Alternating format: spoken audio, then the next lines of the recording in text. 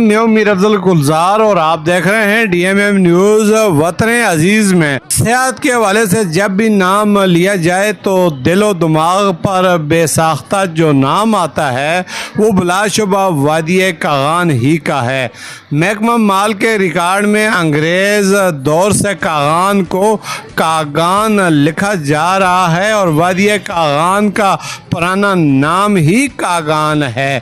قدرتی نظاروں اور دلکش مناظر، سرسبز و لہلاتے پگڈنڈیوں، گھنے جنگلات، اونچے صاف شفاف آبشاروں کو سینے پہ سجائی وادی کاغان کو جھیلوں کی سرزمین بھی کہا جاتا ہے، جہاں کم و پیش 1 درجن کے لگ بھگ جھیلیں موجود ہیں۔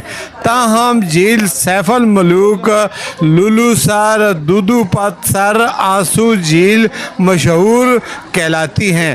وادی کاغان میں پائی جانے والی دیگر جھیلیں جو نظروں سے تو اوجل ہیں، ان کے حوالے سے انشاءاللہ نیکسٹ ٹائم کبھی تفصیل سے بات ہوگی۔ البتہ وادی کاغان کے کئی خوبصورت مقامات ہیں، جن میں شوگران، ناران، سوچ، جل کھڈ، وادی منور اور دیگر کئی نام۔ مگر ناران سے صرف 10 کلومیٹر کے فاصلے پر ایک خوبصورت پڑاؤ بٹا کنڈی، جو ایک چھوٹا سا گاؤں تھا، مگر حالیہ ایک ہی عرصے میں یعنی چند ہی سالوں میں سیاحتی رجحان بڑھنے کے سبب یہاں پر بھی سیاحوں کی رسائی ممکن ہوتی جا رہی ہے۔ دوسری جانب گلگت بلتستان کا سفر کرنے والے بھی اسی پڑاؤ سے گزرتے ہیں اور گزرتے گزرتے یہاں پر بھی پڑاؤ کرتے ہیں۔ ناران سے بابو سر کی جانب 10 کلومیٹر کے فاصلے پر ایک مقام بٹا کنڈی میں قدرتی اور خوبصورت رانائیوں کا الگ ہی مزہ ہے، مگر اب بہترین ہوٹلز اور پکنک پوائنٹس اس ایریا کو جوبن دلا دیا ہے۔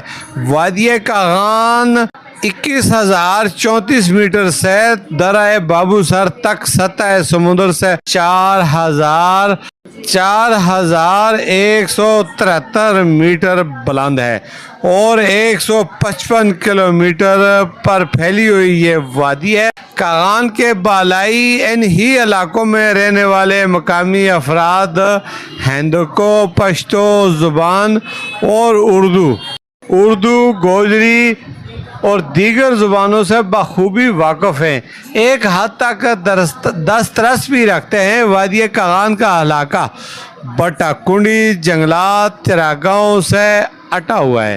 خوبصورت نظارے اس کو زمین پر جنت میں تبدیل کیے ہوئے ہیں۔ یہاں جون جولائی کے موسم میں سردی محسوس ہوتی ہے، البتہ صبح شام اور ڈلتے ہی سردیوں جیسی سردی یہاں محسوس ہونا شروع ہو جاتی ہے۔ بٹا کنڈی میں دن کو موسم خوشگوار رہتا ہے۔ 17,000 فٹ تک بلند چوٹیاں بھی یہاں پر واقع ہیں، جن میں کو مکڑا، ملکہ پربت شہرت کی حامل ہیں۔ پہاڑوں، ندی نالوں، جھیلوں، آبشاروں، چشموں اور گلیشیروں کی یہ وادی مئی تا دسمبر تک انتہائی پر رونق سیاحوں کی آمد کی منتظر رہتی ہے، مگر مئی میں یہاں کا زیادہ سے زیادہ درجہ حرارت 11 اور کم از کم 3 سینٹی گریڈ تک ہو جاتا ہے۔ اس طرح جولائی کے وسط سے ستمبر کے اختتام تک ناران سے درہ بابو سر کا راستہ کھلا رہتا ہے۔ موسم برسات اور موسم سرما وادی میں نقل و حمل مشکل ہو جاتی ہے۔ اس حسین وادی تک بالاکوٹ، ایبٹ آباد، مانسہرہ سے آسانی کے ساتھ رسائی ممکن کی جا سکتی ہے۔ اگر کوئی شخص سیاحتی مقام ناران تک اپنی رسائی ممکن بنا لے تو اسے چاہیے کہ وہ بٹا کنڈی ضرور جائے، کیونکہ بٹا کنڈی دیکھے بغیر سیاحت کا مزہ ادھورا رہ جاتا ہے۔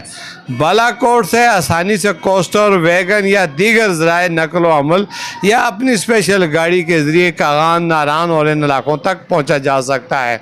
मैं हूं मीर अफजल गुलजार और आप देख रहे हैं DMM न्यूज़। बालाकोट से नारान तक के तमाम रास्ते में दरियाए किनार आपके हम सफ़र रहता है। हुसैन व जमील और जंगलात, पहाड़ दावत और नज़ारे देते रहते हैं। रास्ते में केवाई, पारस, शिनू, ओचरी, जरेद, महांडरी के हुसैन कस्बात भी आते हैं। नारान के बाद अगला सियाती मकाम सोच, सोच के बाद बटाकुंडी और बटाकुंडी को वादिय कागान का दिल कहा जाए तो ये गलत ना होगा। यही वो मकाम है जहाँ से दीगर दरों को रास्ते निकलते हैं। बटाकुंडी के सर पर ऊंचे पहाड़ों पर एक दिलकश मकाम लालाजार का एक सरसब्ज़ व शादाब मैदानी सिलसिला है जो आगे जाकर झील सैफुल मलूम तक मिलाता है। इस सिलसिले से पैदल दुश्वार गुजार रास्तों से होते हुए तकरीबन 10 घंटों की मुसाफत पर झील सैफ आंसू तक पहुंचा जा सकता है जो वादी मनूर का हुस्न कहलाती है। बटाकुंडी से एक दरा जो वादी सरन और सरन मैदान और जबकि एक रास्ता कश्मीर की तरफ भी निकलता है। गोया ये कहा जा सकता है बटाकुंडी एक हब है, तमाम जानब रास्ते यहाँ से निकलते हैं। माजी में वादी कश्मीर जाने के लिए इन्हीं रास्तों से जीप रास्ता भी इस्तेमाल किया जाता था। ये इंतहाई खूबसूरत मनाजर और ये रिपोर्ट हमें भेजी है हमारे तहसील बालाकोट के इंतहाई नामवर हुसैन और जमील सहाफ़ी हैं राशिद आवान ने। उनका बहुत बहुत शुक्रिया कि उन्होंने हमारी हेल्प की। मैं हूं मीर अफजल गुलजार और आप देख रहे हैं DMM न्यूज़। इसी के साथ इजाज़त चाहूँगा। नेक्स्ट किसी सफ़र में फिर अपने नाजरीन से मुलाकात होगी। तब तक के लिए अल्लाह हाफ़िज़। दुआओं में याद रखें और अपना ख्याल रखें।